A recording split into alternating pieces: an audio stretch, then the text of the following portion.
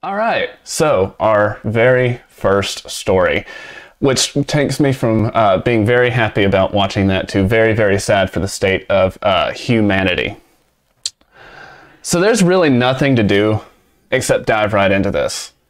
And just be forewarned,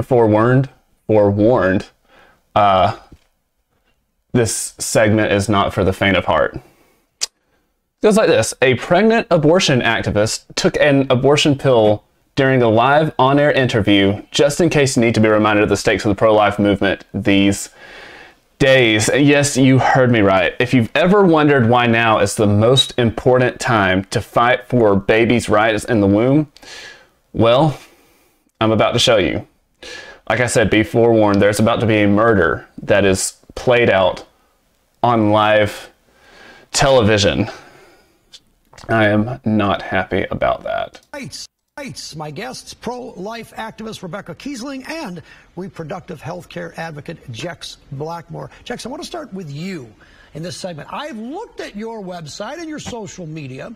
You seem to be promoting abortion pills, which the CDC did allow through mail order. In fact, there are posters around the country now promoting abortion pills. I guess, number one, are they dangerous? And number two, are you advocating stocking up on abortion pills in case Roe versus Wade is overturned? Yes, so they are incredibly safe, safer than Viagra or Tylenol. They've actually That's a lie. There's a 100% death rate. So if you order it through the mail, they would be the same thing you would receive if you were to walk into a clinic. And the change that recently happened is previously you had to actually physically go to a doctor to receive at least the first of the medication. And now you can get it sent to you through the mail on a sliding scale. And it is extremely easy and private and allows you to really self-manage your abortion. And Charlie, I want to share with you really quickly, like, This here is mifepristone. This is the first of two pills you would take to end a pregnancy, and it would induce an abortion, this very pill, by blocking the hormone and allowing a pregnancy to grow. And I want to show you how easy it is and safe it is by taking it myself. You're taking it. You're not pregnant, are you? I would say that this is going to end a pregnancy. Rebecca, this would be my third abortion. Wow, that doesn't happen often. Rebecca, your reaction?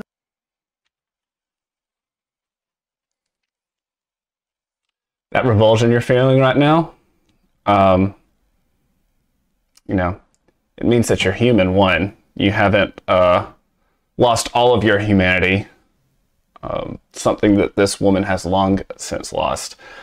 So right up there, she proudly is saying that that would be a third abortion that she did live on air and smiled about.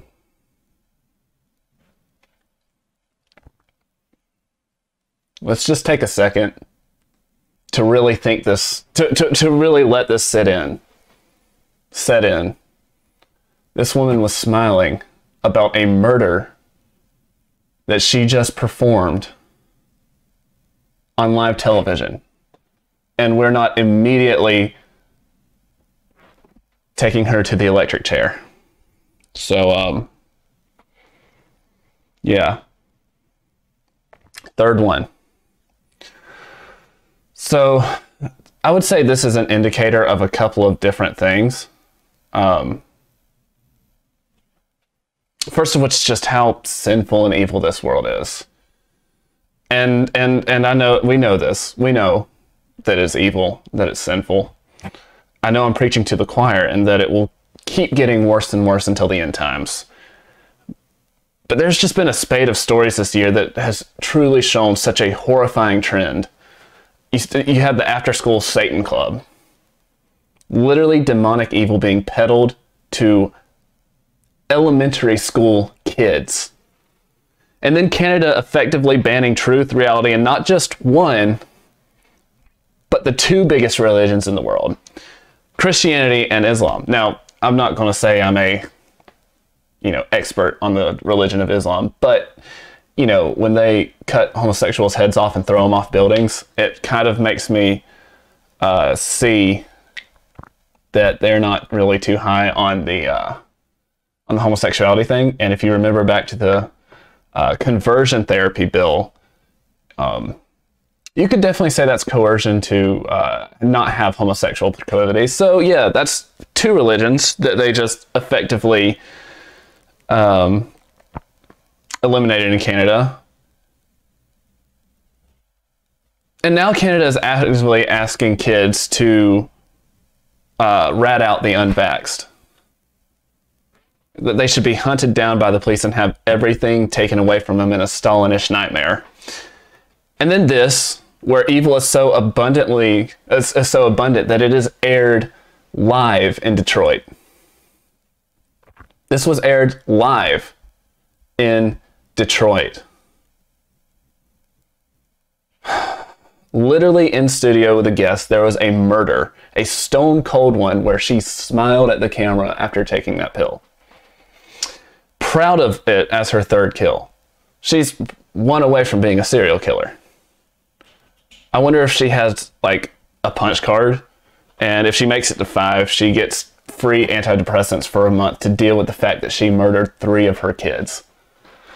That's supposed to be a joke, but I can't find any humor in myself right now to really make a joke of it, because there's no joke there. It's too serious for a joke.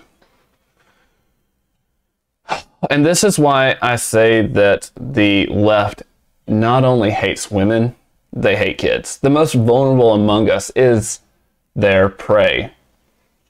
And they hunt them with a smile on their face and a gleam in their eye. You just saw it. You just saw it on there. Now, because I don't just want to, really just re-say what we just watched, I do have a little bit of a hopefully unique insight. Is this not a mirror for the end of the world? At least my Christians here know that biblically it will keep getting worse, and then we'll be raptured to heaven, thankfully. Now, after the stabilizing presence of God's church is gone, a historical check against the worst of humanity's collective misgivings, who's going to be left?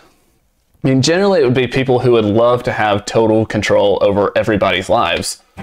And then evil will be made good and good will be made evil. You heard it here first.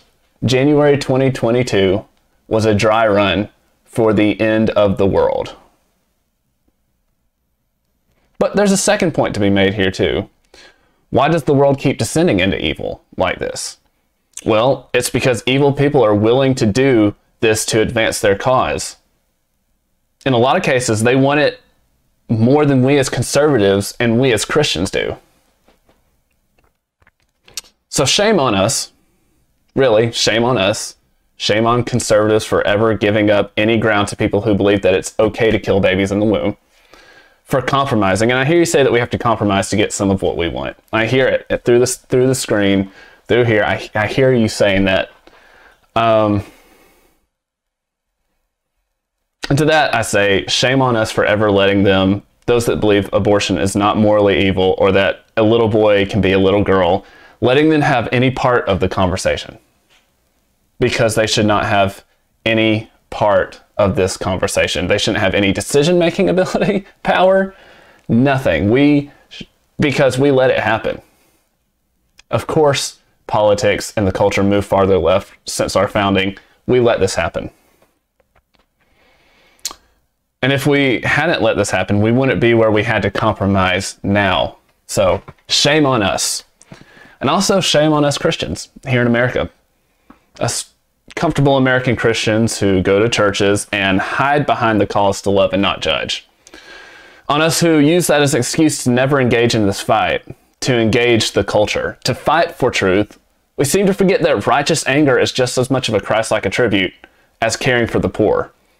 Because you see, the same Jesus that healed the sick and raised the dead also turned the tables and beat the merchants with a whip that he made. So shame on us who have read to the end of the book, yet act like we stopped reading it in between the death and the resurrection.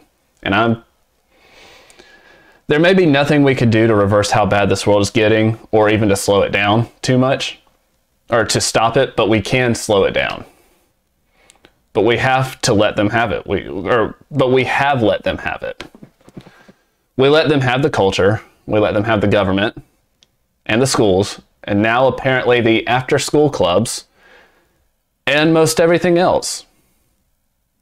And now we're paying for it. This is why they win. This is why they win. Because they want it, and we don't. It's time to do better.